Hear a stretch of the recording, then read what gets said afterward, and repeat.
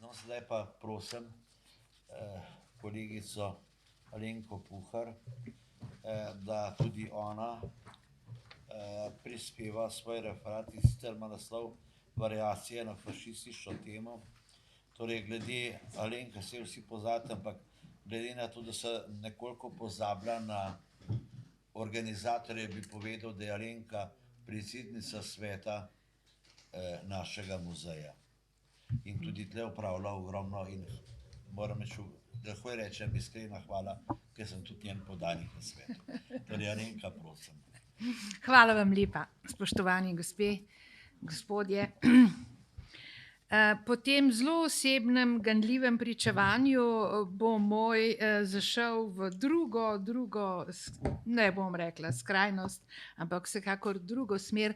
To, kar sem se jaz namenila prispevati k temu in nosi naslov Variacije na fašistično temo, je en pregled, en cross country čez 100 let zgodovine.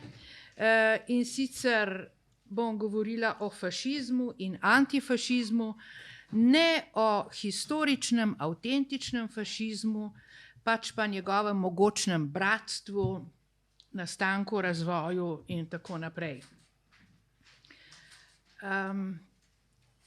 Lahko bi začela, oziroma pravzaprav bi bilo koristno začeti pred 100 leti, ko je v tako imenovanem delavskem gibanju bilo mnogo konfliktov, mnogo zelo različnih pogledov na to, kako mogočni so cilji in kakšne metode kakšnih metod se posluževati. Eni so bili za bolj agresivno, bolj čvrsto linijo, drugi so bili bolj blagi v svojih prepričanjih. Tako da recimo so ti boljševiki ali komunisti, ki so sčasoma prevladali, druge označevali za reformiste, ministerialiste in podobno.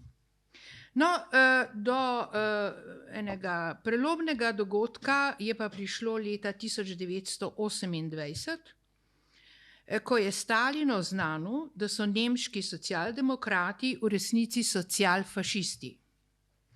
Njegovi nemški pristaši pa so to navdušeno vzeli na znanje.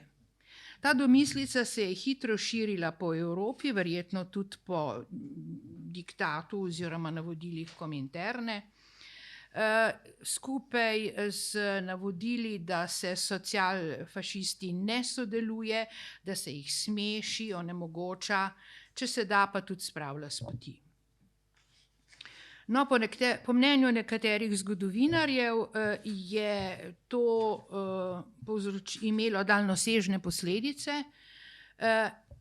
Ena zelo kruta je ta, da so v Nemčiji nacisti, se pravi nacionalsocialisti, zmagali, ker so se tako imenovani socialfašisti, se pravi socialdemokrati, odrekli boja z njimi.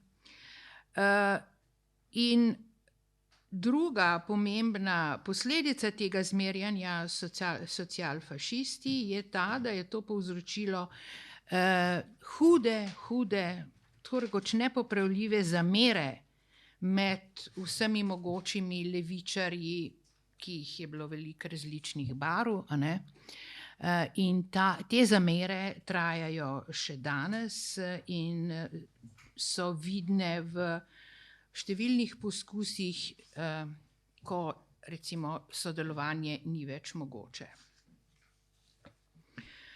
O tem, kako zelo moderno je postalo tam v 30 letih zmerjanje s fašizmom, pričajo v Sovjetski zvezi recimo številni sodni procesi zlasti v času tako imenovanih velikih čistk oziroma velikega terorja. Obsojenci, predvsem tisti najbolj slavni, kot so Trotski, Kamenjev, Buharin in tako naprej, so bili označevani za gestapovske pse ali svinje, in neka recimo znamenita karikatura jih prikazuje kot prašiče, ki žrejo iz nemškega korita, ki ga polni tam en gestapovc. Ta dominantna tema, kot je temu rekel François Furet, znamenit francoski zgodovinar, ki se posveča predvsem revolucijam in zlasti njihovi znameniti revoluciji, je to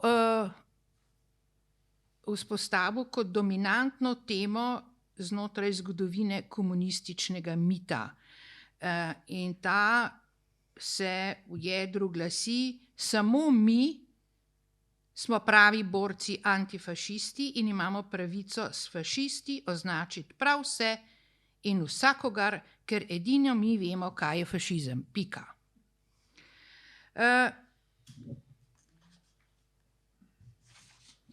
V Jugoslaviji, seveda, kjer je bila komunistična stranka ilegalna, se pravi prepovedana, seveda niso bili izvedljivi sodni procesi in tovrstne, pač pa je bila zelo izvedljiva propaganda. Po navodilih Kominterne je bila dolžnost komunistov, da se vrinejo v čim več organizacij in da tam izvajajo propagando, kjer je bila ena dominantnih tem ta, da se vse označi za fašiste in da se ves režim jugoslovanski označi za monarhofašizem in tako naprej, za fašistično diktaturo. Izmislili so si in začeli uporabljati celo vrsto izrazov, ki so skovanke s tem povezane, recimo vojnofašistična diktatura, socialfašistične organizacije, klerofašistične, velikosrbsko-fašistične in tako naprej in tako naprej. Z izbruhom vojne, predvsem pa s paktom med Stalinom in Hitler, se je ta položaj precej spremenil. Pač v vojni je postalo jasno, da so okupatorji tisti avtentični fašisti in nacionalsocialisti, se pravi nacisti. Ampak potihem je bil za pravega nasprotnika, tistega trajnega nasprotnika, še zmeraj razglašen kapitalizem, imperializem in izpeljanke na to temo.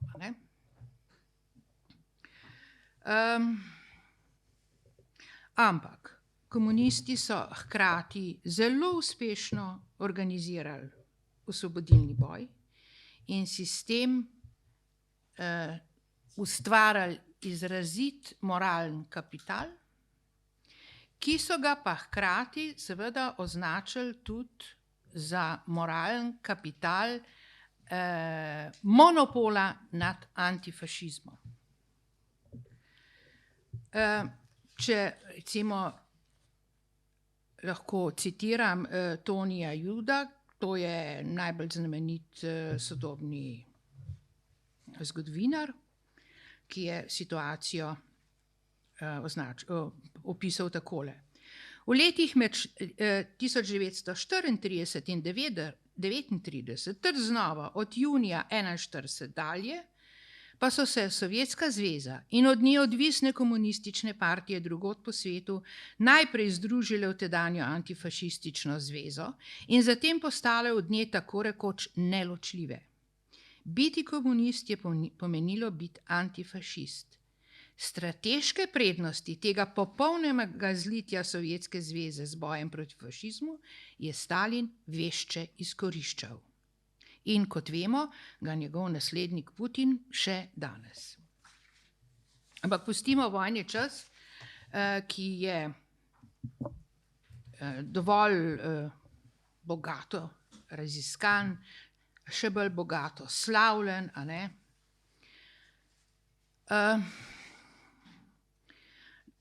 Važno je pa vendarle opozoriti na to, da je bil oborožen boj proti okupatorju. Po vojni nadaljevanje ene pomembnega segmenta tega dogajanja, kot zgovorno kaže uvedba novega pozdrava, ki se je iz gozdov po vojni preselil v vso družbo. Smrt fašizmu, svoboda narodu je postal uraden pozdrav v vseh besedilih, uradnih in pouradnih, in je nadomestil vse mogoče klasične oblike pozdrava. Od leta 1945 naprej, približno 15 let, se v Jugoslaviji niso več ali nismo več pozdravljali z lepimi pozdravi, s spoštovanjem, ostani mi zdrav in tako naprej, ampak željo po smrti. Smrt je bila prva ključna beseda običajnih pozdravov. In to je pomagalo dodobra prežeti prebivalstvo s prepričanjem, da je fašizem, ki je bil nominalno in stvarno premagan, izgnan, fašizem najbolj nevaren fenomen na svetu, antifašizem pa tako rekoč najbolj spoštovanja vreden angažma. S tem, da je popolnoma jasno, da o tem, kaj je fašizem in kaj antifašizem, odloča država oziroma režim oziroma partijski vrh, ki je zapovedal to geslo kot vodilno geslo nove družbe. Po letu 1945 so tudi na novo interpretirali zgodovino druge svetovne vojne, ki je za imperialistični, kapitalistični Zahod pomenila nekaj čisto drugega kot za vzhodnoevropski komunistični svet, ampak zato tukajle nimamo časa, s tem se nimamo časa ukvarjati. Ampak da se vrnem znova k enemu citatu od Istonija Juda, on nadaljuje tisto svojo misel, ki sem jo prej že omenjala. Strateške prednosti tega popolnega zlitja Sovjetske zveze z bojem proti fašizmu je Stalin vešče izkoriščal, saj se je na to skliceval še dolgo po Hitlerjevem porazu. Z grozečo oživitvijo fašizma je ob vsaki možni priložnosti strašil vse. De Gaulle, De Gasperi, Adenauer in vsi ameriški voditelji po vrsti so bili označeni za fašiste ali pa, če že to ne, vsaj za marionete, ki pripravljajo teren za vrnitev fašizma. V Jugoslaviji je bila ta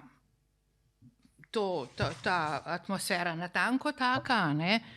Jaz sem pregledala kakšnih 5 let Pavlihe in nekaterih drugih časopisov, recimo Ježa, ne? In vam lahko zagotovim, da so karikature nenehno kakšnih 6-7 let prikazovale vodilne poveljnike, borce proti nacizmu in fašizmu kot fašiste, recimo Churchilla, De Gaula, Trumana, vsem so risali brke, to hitlerjevske, to je najbolj preprosta, jih prikazovali, kako zighajlajo. Na ta izraz mimogrede me je spomnil Marko Crnković, ki je pred parimi dnevi napovedal shod za družine in družinske vrednote, kot da bo Primt spet zighajlal s svojimi pristaši tamle pred parlamentom. Skratka, karikature, o katerih govorim, tam prva leta po drugi svetovni vojni, tam zighajlajo množice, ko pozdravljajo De Gaula ali Churchilla. Vmes se je zgodilo še nekaj prav hecnega. Vmes so se komunisti skregali, a ne, kot veste, Jugoslavija s tako imenovanim Informbirojem in jo je Stalin izključil. In nenadoma se je zgodilo, da so se zdaj nekdanji partijski tovariši začeli zmerjati s fašisti. Tako da so recimo vsaj v Italiji, mogoče pa še kje drugje, izumili izraz Tito-fašisti, tako da je stalinska struja Titovo strujo s Tito-fašisti zmerjala. In po vsej vzhodni Evropi so proizvajali veliko časopisja in plakatov in jih poskušali v Jugoslavijo spravljati, kjer so jih redno plenili z najrazličnejšimi zmerjavkami te vrste, a ne, recimo druže, Tito, vse to fašističko in tako dalje in tako dalje. Zanimivo je to, da se vrnem k socialdemokratom, da so po drugi svetovni vojni v tej klimi označili, torej zelo strogo kaznovali vse ostanke socialdemokratov, razen tistih, ki so pobegnili v emigracijo v Jugoslaviji, in da so jim pritikali, da so izdali delavski razred in tako naprej in tako naprej. Potem je moda zmerjanja s fašisti nekoliko popustila. Zgleda, jaz domnevam, da so bili Američani, Angleži, Francozi tako siti tega, da se jih zmerja s fašisti v času, ko je Jugoslavija moledvala za denar in ga tudi dobivala, pa tudi druge oblike pomoči, da so nekoliko popustili. In je to postalo tako rekoč prepovedano. Tako da recimo neke hude te ideološke debate ali agresivne prepovedi so v glavnem brez tega očitka zmogle. Če človek se posveti recimo ukvarjanju in preganjanju z Edvardom Kocbekom in preganjanju Edvarda Kocbeka, mislim, da si, če se zelo ne motim, da si nihče ni drznil mu kaj fašističnega očitati. Govorili so o tem, da pač prehaja na domobranske pozicije, da je že zelo blizu belogardizma, da popušča emigrantskim pritiskom in tako naprej. Skratka, te pomožne besede, ne pa fašizma. Kdaj se je to začelo spreminjati? Jaz bi rekla, seveda, to je zdaj poskus, da je k temu zelo veliko prispeval Jože Javoršek, ki je leta 1981 objavil knjigo Nevarna razmerja in mislim, da je takrat prvič svojega kolega, tovariša, partizana Vitomila Zupana označil za skoraj fašista. To je bilo javno objavljeno, knjiga je bila doživela izredno pozornost, bila je večkrat ponatisnjena, ampak to je po dolgem času prva, ki sem jo jaz zaznala, taka psovka najhujše vrste.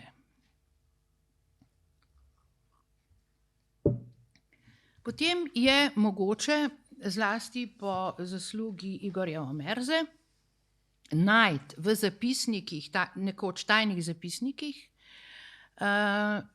ki jih je on objavil, mogoče zaslediti, da so tam sredi 80. let začeli uporabljati izraz fašizem za Novo revijo in novorevijaški krog. K temu je po moje spet nekaj prispeval Jože Javoršek, vsaj recimo Janez Vipotnik nekje na enem partijskem zasedanju pripoveduje, kako je srečal Javorška in Javoršek ga je, ne, to je pa tako rekoč fašizem, a bomo to pustili, ali pa se to ne more, in tako dalje, in tako dalje. No, ampak zanimivo je, da se je ta misel širila. V podporo lahko navedem recimo 3 citate iz leta 87-88, kjer nastopa zanimiva argumentacija, kaj je fašizem. In pač Popit je bil zelo nesrečen, ker eni kar naprej pišejo, pa kar naprej se v časopisih pojavljajo, pravi, to je teror, ker te ne morejo prijeti s kleščami oblasti, ampak neprestano te maltretirajo s svojim pisanjem, stališči. Imaš par profesionalcev, ki se neprestano pojavljajo v vseh časopisih in revijah. Se pravi, to je druga oblika enega fašističnega nasilja nad ljudmi. No, velikega pomena, po mojem mnenju, pa je en daljši nastop Milana Kučana na začetku leta 88, ko so sklicali vse ljudi vse voditelje torej notranje uprave in Udbe in verjetno tudi civilnega miličništva, kaj vem, kdo vse je tam bil, a ne? Skratka, represivni vrh države. In tam je imel Milan Kučan en nastop, v katerem je uporabil torej to oznako, to diagnozo fašističnosti. In sicer je rekel takole. Koliko minut imam še? Kar lepo. Ok, hvala. Torej, govori Milan Kučan, mislim, da je marec 88. To je nasilje, je fašistoidna manira, ki kaže, da mi politične kulture nimamo.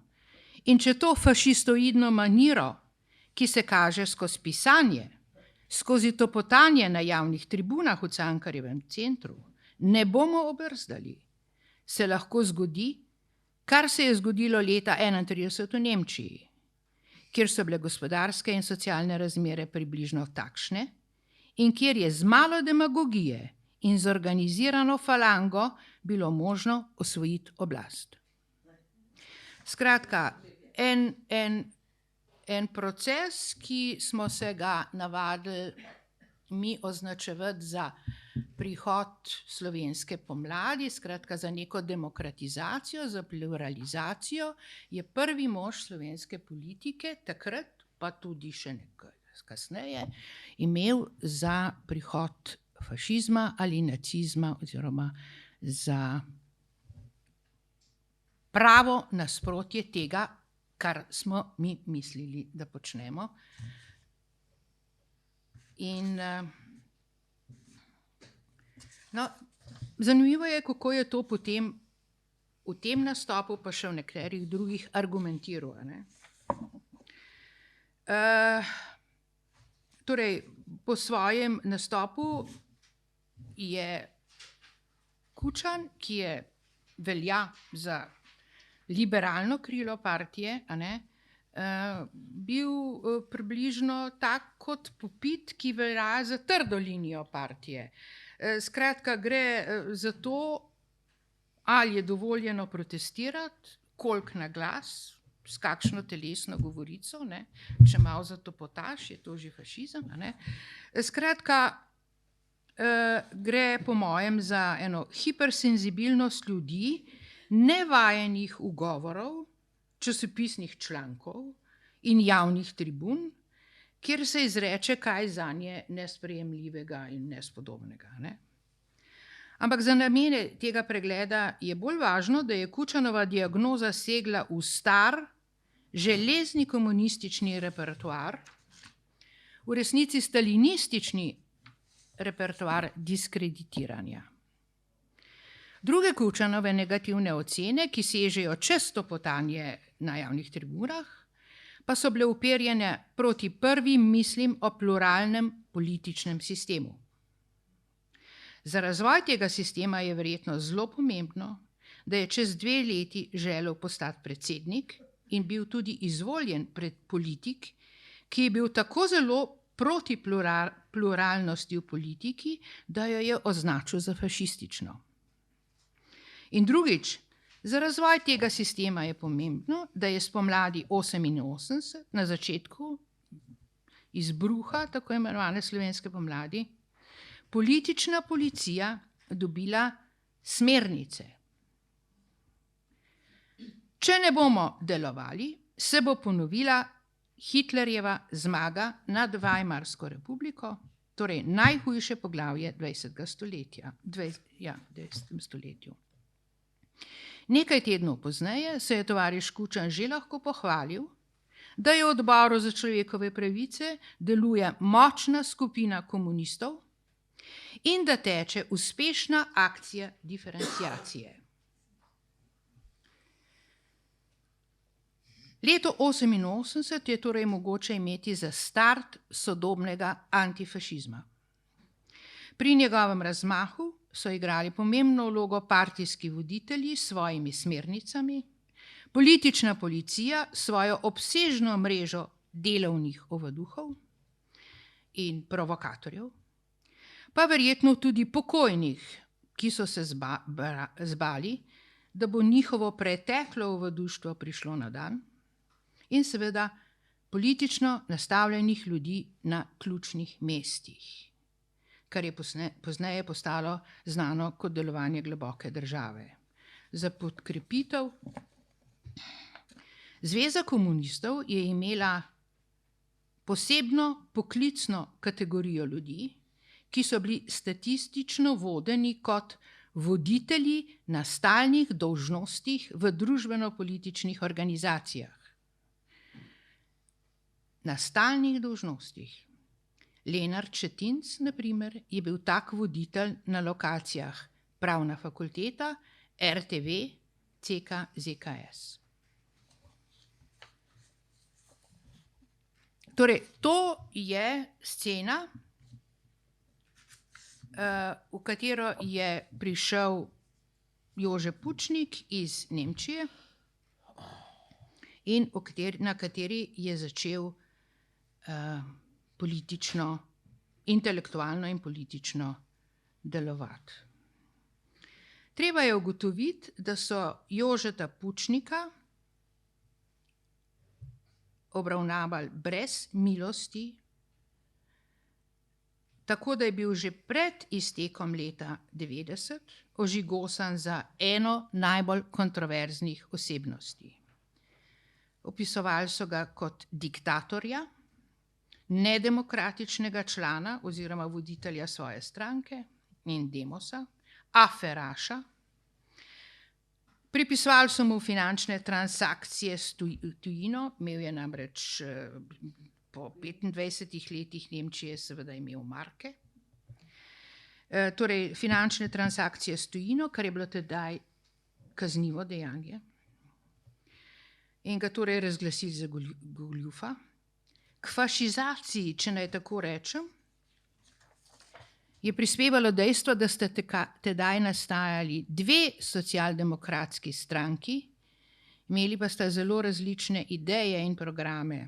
Voditelj tiste, ki je bila Unija, je bil profesor sociologije, dr. Rastko Močnik, ki je z veseljem uporabljal termin fašizem, tudi ali posebno v zvezi z idejami konkurenčne stranke. Močnik je čez čas to objavil v knjigi leta 1995, ki z naslovom pove tako rekoč vse, koliko fašizma. Se pravi, nobenega dvoma ni, da je samostojna demokratična Slovenija fašistična država, lahko pa razpravljamo o tem, do katere stopnje je ta fašizacija že prišla. Leta 1995. No, zanimivi so pač te sprožilni momenti, ki so prispevali k temu, da so iz enega aktivista za demokracijo, pluralizem in človekove pravice začeli ustvarjati fašista. In to je pač dejstvo, da je odšel v Nemčijo in da je zaprosil za azil v Nemčiji in tam delal in se izobrazil in dosegel zelo lepo kariero. Vsi akterji, ki so imeli pač to družbeno moč, da so sprožali te gonje, so pač izkoristili ta latentni strah pred Nemci, pred drugo svetovno vojno, pred okupacijo in tako dalje in tako dalje. Večina Jugoslovanov, to je eden od hecnih paradoksov novejše zgodovine Jugoslavije, da je bil to tako rekoč shizofren svet. Množice ljudi so šle v gastarbajterstvo v Avstrijo in Nemčijo in Jugoslavija je to celo spodbujala, ne samo tolerirala, in je velik del njenega dohodka je prihajal iz prispevkov, ki so jih ti ljudje, gastarbajterji, pošiljali v Jugoslavijo. Hkrati je pa shizofreno veljalo popolnoma drugo, da Nemci, to je pa nekaj najhujšega na svetu, okupacija, vojna, tega ne smemo nikoli pozabiti in tako dalje in tako dalje. No, v moji generaciji je zelo veliko ljudi, ki kadar morajo povedati kakšno veliko vsoto denarja, recimo v hiši ali v avtu, se zmotijo še zmeraj pa rečejo, toliko pa toliko mark je to stalo. Skratka, te marke niso povzročale nam nobene motnje osebne ali ideološke. No, jaz vas ne bom mučila z tem, kaj vse so o Jožetu napisali in rekli, zlasti v Mladini, ki je bila daleč najbolj nesramna in najbolj prodorna v vsem svojem početju. Tako da največ izrazito strupenih puščic najdete o Jožetu v Mladini. Nisem pa nikoli vedela, da je bil najslabše oblačen Slovenec. Hvala za ta podatek, ampak bil je označen kot kaj vem kaj vse, na njegov račun so zbijali tudi prav grde šale, od nastopa v Rebusu, recimo južno pičke, severno pičke, v politiki seveda Pučnik. To je bila velika duhovitost tistega časa. No, cela vrsta intelektualno bolj zahtevnih tekstov, kot so taki Rebusi polni pičk, je pa vnaprej napovedovala to bodočnost Slovenije, ki lahko vodi samo v fašizem. Skratka, samostojna Slovenija, to pomeni provincialno utapljanje v fašizmu. In to je bilo potem, ko je bila država, ko je nastala država, ko je bila Slovenija osamosvojena, pametno dokazovati napovedi, je lepo, če jih lahko kasneje opravičiš z glasnim sklicevanjem na to, kako zelo si imel prav, ko si svaril pred to strašno nevarnostjo. No, zanimivo je, a ne, da se je ta domneva o tem, da pravzaprav živimo, moram nehati, ja, ta domneva, domneva, da živimo v fašizmu in da zanjo je bilo čedalje več argumentov, ki so prihajali iz različnih, včasih prav nenavadnih logov, a ne, tudi od tega, da se danes tudi kdaj to potapal živahno vzklika na kakšnih javnih tribunah, a ne, do tega, kdo komu pošle kakšno tako naprej. No, ta silovit vzgon antifašizma, bom rekla, a ne, je je lepo nastopil v prvi številki letošnje Mladine, kjer je ta upor proti fašizmu dobil tako rekoč, bil uradno dokončno napovedan. Gre za en obsežen tekst Marcela Štefančiča, ne, ki uporablja vse klasične simbole in embleme, to vidne oznake fašizma in antifašizma, a ne. Hecno je, da se kombinira pri vsem odporu do Amerike in do kapitalizma z izrazitim vplivom iz ameriških filmov, a ne. Saj veste, vse je fuck off, a ne, in vsi se morajo fajtati, a ne, ne grejo več na juriš, ampak se fajtajo in tako dalje in tako dalje. No, ko je Rusija napadla Ukrajino in ko je Putin oznanil, da je šel v boj proti neonacistom oziroma nacistom, a ne, je nekako kazalo, ali vsaj jaz sem tako domnevala, pa še kdo, a ne, da bo to naše antifašiste streznilo. Kdo bi si želel biti Putinu podoben, a ne? Kdo bi si želel v istem mentalnem svetu živeti, ampak glejte, to se ni zgodilo, antifašizem se naprej razvija in vlada, ki si je izbrala boj proti fašizmu in svobodo, je skratka samo nekoliko prešminkala tisto staro geslo oziroma pozdrav, smrt fašizmu, svoboda narodu. Hvala vam lepa.